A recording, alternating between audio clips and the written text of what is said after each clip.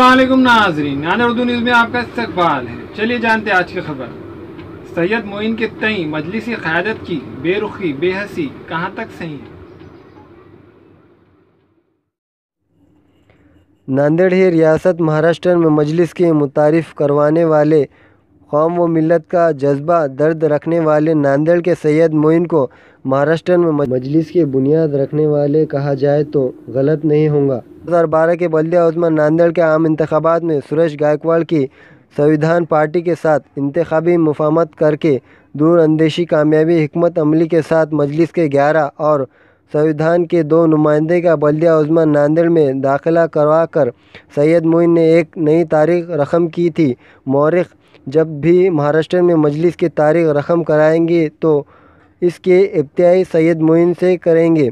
नांदेड़ के बाद सैयद मोइन ने महाराष्ट्र के कोने कोने में मजलिस का परचम अपने बलबूते पर लहराया था। 2012 के बाद ही मजलिस इत्तेहादुल मुस्लिमीन ने बल्दिया उज़्मा नगर पंचायत, ग्राम पंचायत और असम्बली के इंतखाबात में कामयाबी हासिल करते गए और कामयाबी का सिलसिला जारी है। बल्दिया उज़्मा नांदेड़ इंतखाबाती मुहिम के दौरान जोन नंबर 14 में मजलिस कांग्रेस कारकुनान के दरमियान झड़प के बाद सैयद मोइन और दीगर के खिलाफ संगीन दफात के तहत मामला दर्ज हुआ था।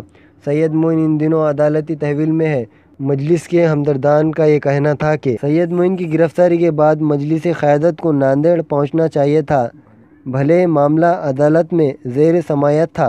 नांदेड़ में क़ायदीन का क़याम मजलिस उम्मीदवारान अहदेदारान कारकुनान के हौसले अफजाई हुई थी। नांदेड़ के आम लोगों का ये तासीर रहा कि मजलिस क़यादत अपने ही महाराष्ट्र सदर सैयद मोइन की गिरफ्तारी के बाद इनकी मदद के 5 घंटे में नांदेड़ नहीं पहुंचे तो आम लोगों की मदद के लिए कब आएंगे।